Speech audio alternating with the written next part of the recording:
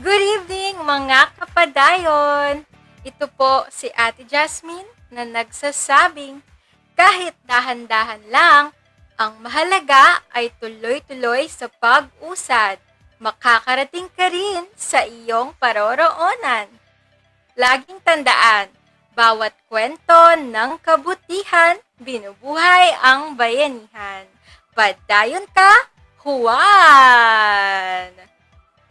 Ayan, good evening everyone! Good evening po sa lahat ng mga kapadayon natin na nanunood sa ating Facebook Live ngayong gabi. So, kamusta po ang lahat sa inyo? Maulan na ba sa inyong mga lugar? Dito sa Pampanga, kani-kanina lang pong mga hapon, ayan, nagsa-start na yung malakas na buhos ng ulan. Kaya, napakalamig ngayong gabi. Pero syempre, panahon lang ang nanlalamig pero hindi ang ating mga puso. Kaya naman patuloy pa rin tayo, 'di ba, na magbigay ng inspirasyon sa iba. Sabi nga, 'di ba, dapat mainit pa rin, dapat on fire pa din talaga ang ating pagtulong, 'di ba? So, yan ang topic natin ngayon. Ano kayang mangyayari kapag puso na ang kumilos, 'di ba? O, napakaganda ng topic natin ngayong gabi. So, ayan, share na kayo ng ating live and please don't forget to like and comment para mas maraming engagement, 'di ba? And mas marami ring ma-reach yung ating page ngayong gabi. So, ayun, excited na ba kayong lahat na makilala ang ating guest? Kasi ako sobrang excited na. Though wala akong kahapon sa pre-interview, 'di ba? Hindi ko sila na-meet. Pero ngayon, nagpapasalamat ako kay Lord dahil nabigyan ako ng chance na makilala ang ating guest for tonight. Ayun, so ang organization po na kasama natin ngayon ay Hand and Heart. So, napakagandang organization. So, alamin natin kung ano-ano ba yung kanilang mga advocacies. So, ayan, ready na ba kayo? Eto na, ipapakilala ko na ang ating guest. So, kasama po natin ngayong gabi ang isa sa kanilang mga founder. So, mga kapadayon, let me introduce to you Ma'am Elise Go from Hand and Heart. Ayan, good evening po ma'am. Welcome sa Bayanihan Initiatives. Thank you, Jasmine, and so happy to be here. Ayan, kamusta po kayo ma'am bago po tayo magsimula sa mga tanong? Maayos naman tayo. Thank you. Ayun, sige po ma'am, batiin niyo muna po yung inyong mga followers.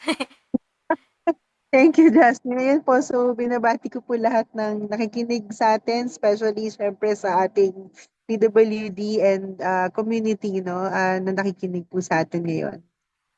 Ayun, no, natutuwa po kami ang Bayanihan Initiatives personally na um, isa na namang story sa PWD community ang may interview namin ngayong gabi kasi po napakalapit talaga sa amin ng PWD community, 'di ba? Pero Yeah. ang good news is hindi lang tayo nagtatackle talaga sa mga visually impaired. Ayan, so ready na po kayo, ma'am. Ready. Ayun, sige po, simulan na po natin ang ating first question. So, yung unang katanungan ko po sa inyo, ma'am, is ano po yung objective ng inyong organization? Okay.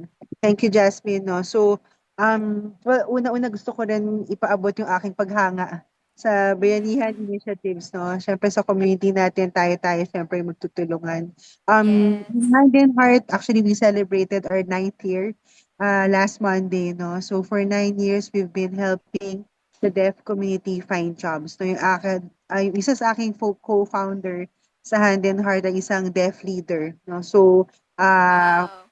past, and talagang hangarin niya yung matulungan yung deaf community na magkaroon ng trabaho. So since 2018 hanggang ngayon, nasa mga 400 na rin yung natulungan naming magkaroon ng trabaho. Yun. And bukod doon, syempre gusto namin ma-raise yung awareness tungkol sa Mm, mga PWD. So we do mga disability awareness workshop. And para sa mm, akin, yung ginagawa namin is more than just helping them find jobs. Yung we bridge mm, friendships, no? And friendships through communication. Kaya nagtuturo po kami ng sign language din sa Hand and Heart kasi gustong-gusto namin na magkaroon ng mm, kaibigan, magkaroon ng friendships ma-form between, we call them the hearing, no? Between the mm. hearing and the deaf community. Yun po. Ayun, 'di ba? Alam niyo ma'am, sa totoo lang po, kahapon nakwento sa akin ng team ko na about nga daw sa deaf community, yung inyong advocacy. And natuwa po ako kasi marami na po akong mga experience, interaction sa mga deaf.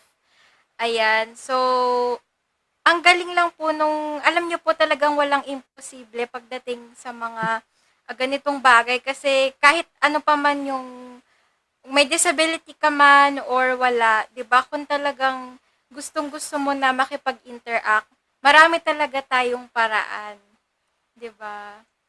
So, Yes. ayun. Actually, ma'am, kaya ko po nasabi na sobra akong natutuwa. Nung senior high po kasi ako, yung mga most of my classmates po kasi are deaf. So, yes. Mm.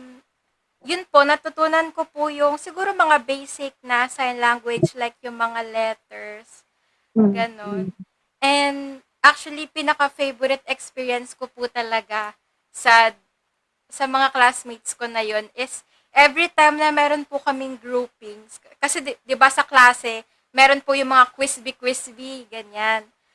So, pag may mga multiple choice po, um, i-assign mo lang kung A, B, C, or D yung sagot mo. Ganon. So, yun na, ang laking bagay nun kasi nakakapag-interact ka din sa kanila, di ba? So, ayun ma'am, bakit po deaf community yung napili ng Hand and Heart? Yun. So, nagsimula kasi ako bilang volunteer, volunteer life coach, no? Una, Mm, life coach para sa hearing. Tapos, naggumawa kami ng all-deaf class. And doon namin na-discover na ang pagkakaroon ng trabaho ay isang parang gold medal para sa kanila. mm, Yung bagay ba na mahirap abutin. No? So, yes. syempre, sabi namin sa mga sarili namin, it should not stop here. No, yung Mm, seminars, life coaching seminars na ginawa namin, parang paano namin siya tuloy-tuloyin, no? So that's when we decided to set up Hand and Heart para maitutuloy yung mga aspirations nila sa buhay. ayun. So, actually, ang ganda nga po ng pangalan ng inyong organization, no? Kasi, yung mga kamay natin, hindi lang yan pang, at, di ba, related sa, or hindi lang sila pwedeng pang touch lang, di ba? Ginagamit din talaga natin to for communication, di Yes, ba? that's right, that's right. Yeah. Yes, and yun po yung natutuwa ako, 'di ba, na marami talagang pwedeng gawing mabuti yung ating mga kamay, 'di ba? So, Right. Oo. ayun. Eto ma'am, na-curious lang po ako kasi nung sa school ko po, meron po silang tinatawag na American Mm, parang sign language and mm, Filipino mm, na sign language. Meron po ba kayong mga ganong topics din? mm. Yeah, so ang common po na akala ng tao, ang official sign language sa Pilipinas ay ASL, no, which is American Sign Language. But Yes. American Sign Language is the official language sa Amerika. No, yun nga lang Mm, kasi ang history ng sign language sa Pilipinas ay nanggaling din sa mga Amerikano. Kaya it was also the Americans that taught us sign language. Kaya sa Pilipinas, ang tinuturo po talaga natin at ang official language sa Pilipinas ay FSL or Filipino mm. Sign Sign Language. So madalas language. po akong makatanggap ng gano'ng tanong kung nagtuturo ba kami ng ASL, 'no? Kaya lang wala po kami Mm. certification for that. So sa Pilipinas talaga, ang gamit ng mga deaf community dito ay FSL, which or Filipino Sign Language. Hmm. Ano po yung pagkakaiba po nung dalawa, ma'am? Meron so iba po kasi talaga ang senyas sa bawat Mm. bansa, 'no? So yun pong American Sign Language ay iba ang senyas sa Filipino Sign Language. Although may similarity kasi nga Amerikano rin yung nagsimula ng sign language sa Pilipinas, 'no? Pero medyo iba rin yung senyas ng ASL tsaka ng FSL or even Japanese Sign Language is different, Canada Sign Language Ah, is so may different. mga language Yes. din Oo, per may British country. Sign Language, Mandarin Sign Language. So, may kanya-kanyang senyas yung bawat bansa. Yun. Ayun, ang galing. Para lang din pala na sa Yes. atin 'no, na Mm. nakakapag-speak, 'di ba? Meron tayong iba't ibang mga languages, 'di Yes. ba? So, ang galing kasi gano'n din talaga sa mga ah, deaf. Yes. Nakakatuwa naman. Yan, may kanya-kanya silang language. Ayan. So, ang next question naman po, ma'am, is, pwede nyo po bang maikwento sa amin kung paano po yung moment na kung saan na-realize nyo po na ito na talaga yung gusto ninyong gawin? Ah, ah, well, actually, may nagtanong sa akin kahapon din, no, kung bakit Hmm. what makes me continue this work, 'di ba? Hindi siya madali. I think kagaya naman din sa bayanihan, we know how difficult it could be to raise funds, 'di ba? To advocate for ourselves, to Yes. explain so many things kung bakit kaya namin, 'di ba? Parang 'di ba? Paano nyo kaya, 'di ba? But I think yung number one is syempre nakita ko yung impact ng ginagawa namin, no? How we Siyempre may mga nagpapasalamat na parents like nung pandemic, yung mga anak nila yung nakapagbili ng groceries dahil may ipon sila, dahil may trabaho yung mga anak nila, 'di ba? So personally ako kasi may pagka nationalistic tayo. So gusto natin na nakikita ko rin kasi how our deaf or our PWD community can be contributing members of the economy. No? So I really see them as potential or talagang malaking contribution sa ating ekonomiya yung kanilang mga kakayahan, no? That's how I see it, no? So both on the economic aspect and on the uh, uh, yung yung change sa buhay na nagagawa natin. At the same time, I think culturally, naging mas maganda rin yung kultura natin when we embrace diversity. No, yung the beauty of diversity. So yun yung mga nakita kong parang malaking impact ng trabaho na nagagawa natin. Hmm. Um, ano po ba, ma'am, before pa talaga malapit na po yung puso nyo sa mga deaf? Or Ah, nag-start lang talaga nung nag-found kayo ng organization? Yun na. So, nagsimula lang talaga siya nung na-expose ako sa kanila, nung naging volunteer life coach ako, nung inimbitahan ako maging life coach para sa mga deaf, no? And, yun. Tapos, syempre, nakita ko na rin kung gaano sila ka-industrious. So, sa akin, nakita kong purpose ko kasi sa buhay yung pagbibigay ng trabaho. So, doon ako nakahanap ng malaking purpose din sa pagbibigay ng trabaho at sa pagtulong ng development sa buhay. Yan. Hmm. Kamusta naman po, ma'am, kapag nakikita nyo na parang full yung fulfillment sa kanila, yung nahahappy sila kapag nakakapag ano po sila ng trabaho, nakakakuha sila ng trabaho. Ano po yung nagiging balik po sa inyo nun? Ah, well, syempre, in terms of balik, I think, syempre, hindi ka nag-expect ng balik, no? But at the same time, we feel very Mm. grateful pagka nag-imbita sila, nagsabi sila, oh, we'll treat you kasi nakakuha kami ng trabaho. Yung mga ganong simpleng, ano lang, May mga parang gifts. or nag-treat sila ng lunch, dinner, yung ganun lang. Parang, I think, ano yun, parang malaking indication din yun for me, no? Yun, and then, pagka nasasabi rin ng mga companies na nakatulong talaga sila dun sa kanilang trabaho, um, yun, but wala, I mean, wala naman kasi talagang specific na balik siya, di ba? Except, syempre, lumaki yung mundo ko, lumaki rin ako bilang tao, nag-grow ako bilang tao, na-stretch din ako bilang tao. No? So, I think yun yung naging, kumbaga, balik sa akin kasi lumaki yung mundo ko, di ba? So, on the personal side, nag-grow talaga Ayun. ako. Yun din po yung kagandahan, no? Kapag minsan, pag tumutulong tayo, hindi tayo talaga mag-expect ng balik. Ang pinaka-importante is, yun yung lumalaki talaga yung community natin, and at the same time, um, anong tawag doon, yun nga, nakakatulong pa rin tayo sa iba. Hmm. So, ayun. In terms of sa mga challenges naman po, ma'am. Sa inyo po personally, ano po yung mga challenges na napagdaanan nyo din po as a volunteer? Um, well, syempre, yung pagpapaliwanag talaga. 'Di ba? Pagpapaliwanag kung bakit kaya nila, no? I think malaking ano 'yon. Hurdle to cross, no? To answer a lot of questions on the house, 'di ba?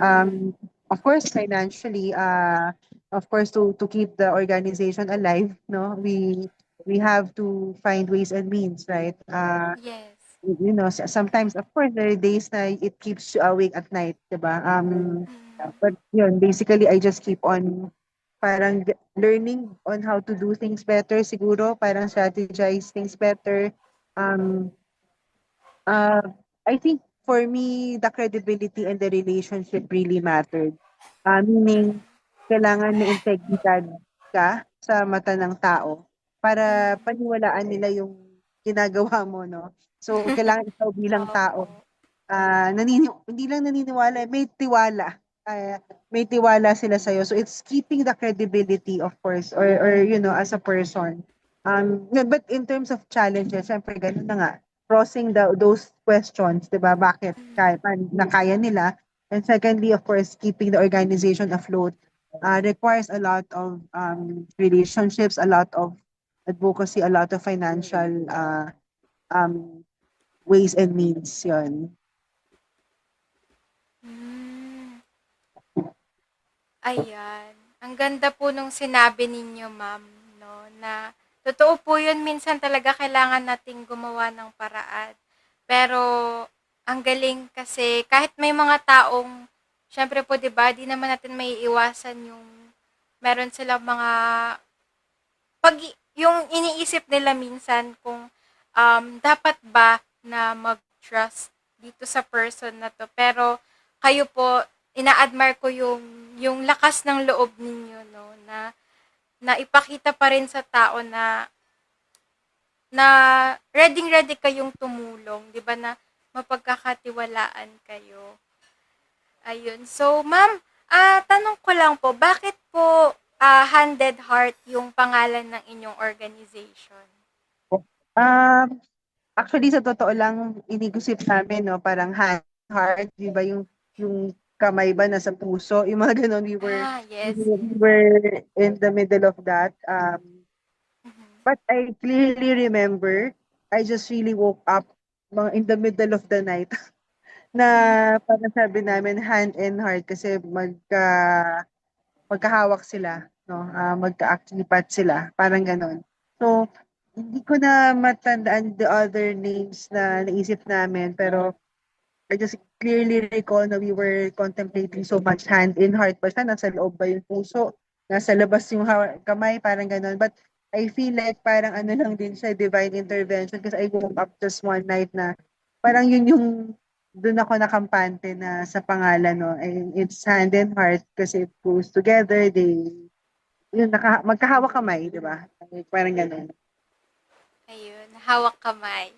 Mm-hmm. Ayun. And nakikita rin po kasi namin yung bayanihan spirit, 'di ba, sa pangalan ng organization ninyo kasi meron talagang mga puso na at kamay, 'di ba, na kumakapit, 'di ba, na tumutulong talaga sa iba.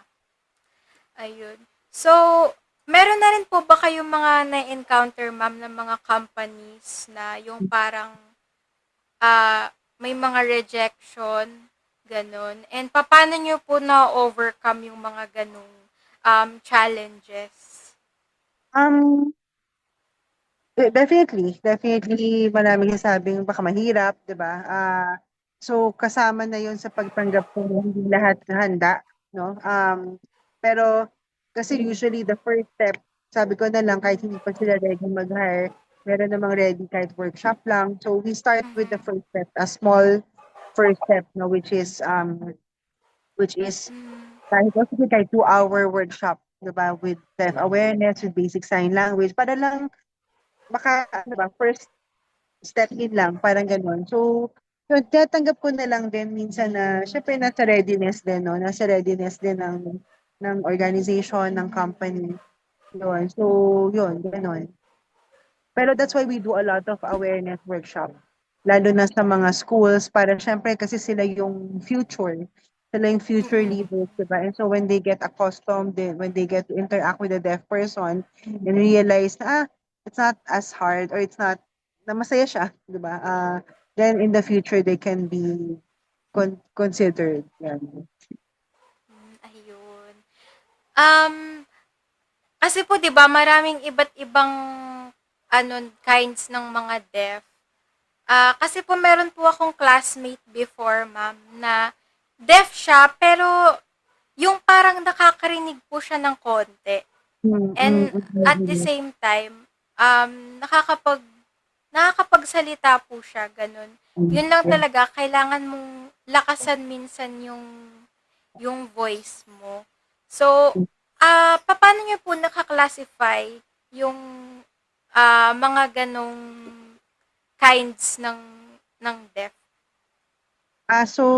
Hindi po ako, so may level of deafness, meron pong profound, yung talagang halos Mhm. wala po talagang marinig. I think there's 7, di ko lang po kabisado, no? So may parang 7 yet or more na level of deafness. Kaya may exam po yan, tinetest yung kanilang hearing. Pero meron pong Mhm. isang grupo, ang tawag ay hard of hearing. So ito po yung mga kalahati lang nga yung naririnig. So nakakarinig sila. Kailangan lang mas lapitin mo dun sa Opo, mas malakas na malakas tenga. lang. O yun pong mas malakas na tenga, no? And I think a Mm. common misconception is deaf and mute. No, kasi deaf lang sila, they can actually speak, meaning meron po silang voice back. Yun nga lang, merong mga mas marami yung, mas konti pala, yung may kakayanan yung pamilya na talagang Mhm. ipa-speech therapy sila. No? So kaya meron po talagang mga deaf na nakakapagsalita. No? Kasi na-develop yung kanilang speech. Ayun. No? So a lot of them went through speech therapy.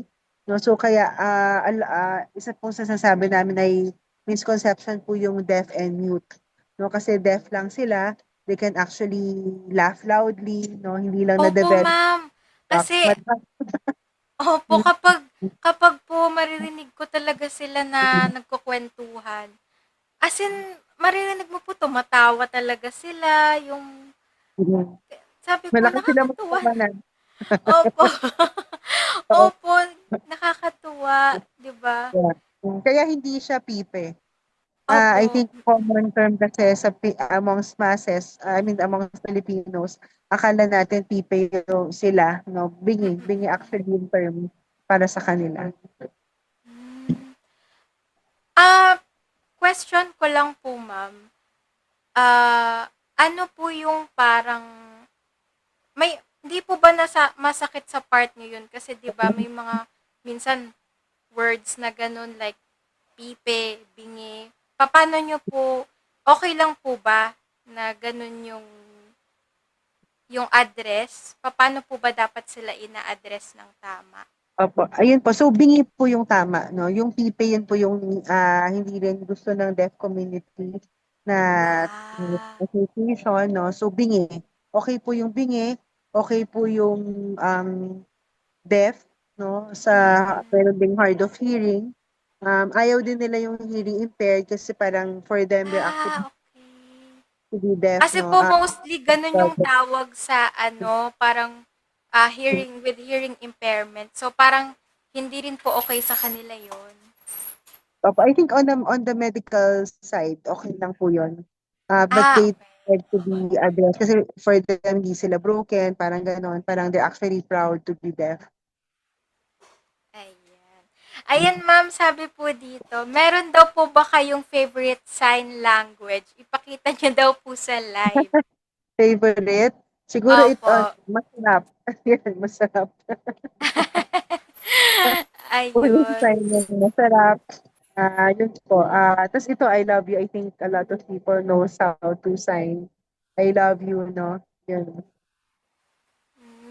Ayun, 'di ba? Naku ma'am, kung ano po, maraming for sure, maraming mga tao na gusto talagang matuto ng sign language, 'di ba? And ayan, saan po nila kayo ano ma'am, pwedeng ma-reach out kung halimbawa may mga tao po na gusto nilang matuto mag-sign language.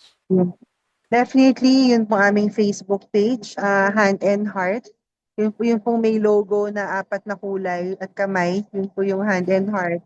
Paki-follow and like na rin po yun kasi may announcements kami doon parate ng aming classes.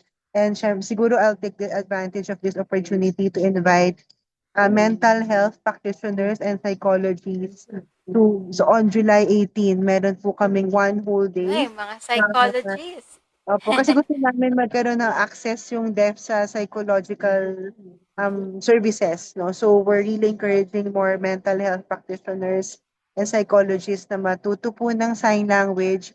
That's on July 18, buong araw po siya. Sa Quezon City po namin siya gagawin. Ayun. Ayan ma'am, para po sa ating huling katanungan. And pwede po ba ma'am mag-complete the statement po tayo? Okay, sige po. Ayan. So, ang question ko po ma'am is, ano po yung message na maibibigay ninyo sa community natin, lalong-lalo na sa mga companies na bakit dapat po sila na tumanggap ng mga deaf na workers. Ayan. And then, ang complete the statement naman po natin, ma'am, is, padayon ako sa blank. Mm. Sige. So, bakit po kailangan natin tumanggap ng deaf work? Gusto ko po na, or any PWD, na makita po yung kanilang disability as a contributing factor. No? Meaning, sabi ko po nila, pagka hindi po nakakarinig, ang contribution po nun ay mas focus, di ba? Mas hindi po sila distracted. Somehow, ang productivity po natin ay mabilis, no? Because Opo. of disability. No? So, I really want people to see the contributing factor of any disability. No? So, yung superpower po ng disability. No? Yun po. The other thing is, ako naman padayon ako sa freedom. I think yun po yung aking complete the sentence. Ayan. So, freedom sa mga pagtulong sa ating deaf community at 'di ba? Hopefully soon ma'am makasama po namin kayo na makapag-partners po tayo no ang organization natin, ang Bayanihan Initiatives and Hand and Heart Yeah. no kasi ako na-miss ko po ma'am actually yung kahit yung mga basic sign languages no na-miss ko yung mga kaklase ko. Gawa po tayo ng isang live na magtuturo tayo ng sign language. We'll be happy to do that.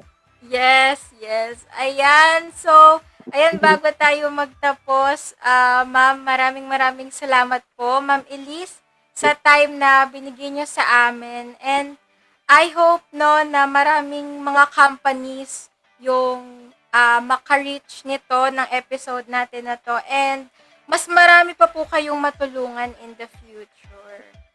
Maraming salamat. And, thank Ayan. Ma'am, may gusto po ba kayong pasalamatan before we let you go? So thank you po sa Bayanihan Initiative so for reaching out and it's been inspiring for me as well to see your group and kung paano po kayo nagtutulungan doon and the impact that you do despite po na may kita na disability nakakatulong po tayo, di ba? Yes. Kasi, yun po. Thank you for inspiring me. Ayan, maraming salamat po ulit Ma'am Elise, no? Napaka malamig man yung gabi pero yung topic natin ngayon napakainit, 'di ba? And Thank you. thank you po, Ma'am. Ayan. And I know, 'di ba, marami pa ring mga sa atin ngayon, lalong-lalo na yung mga sa deaf community na nahihirapan makipag-communicate. Pero dahil meron tayong mga sign languages, 'di ba? Meron tayong mga paraan para matuto. Yun talaga yung pinaka mahalaga yung may nag-uugnay sa atin, 'di ba? Ah merong mga puso na talagang nag-aalab, 'di ba, na tumulong. Merong mga kamay na pwede mong kapitan, 'di ba? So, ayan mga kapadayon, maraming salamat po sa inyong pagsubaybay sa amin ngayong gabi. At shoutout po sa lahat ng mga nanonood. Shoutout to our napaka-supportive na Ate Venice. Thank you so much. And shoutout din kay Ashley the Night. Ashley Dayan Nuite. Ayan, so at sa lahat po ng mga kapadayon natin na nag-engage sa ating comment section ngayong gabi. Maraming salamat po. Ayan, hanggang sa muli mga kapadayon, another Wednesday night na naman ang ibibigay natin sa inyo. So, abangan nyo yan next week sa kung anong episode or kung anong topic yung pag-uusapan natin. So, again, this is your host, Ate Jasmine, na nag-iwan sa inyo ng katagang bawat kwento ng kabutihan, binubuhay ang bayanihan. Sabay-sabay tayong lahat, padayon ka, Juan! Good night, everyone, and see you next week! Thank you po, Ma'am Elise! Thank you so much, everyone. Mabuhay kayo.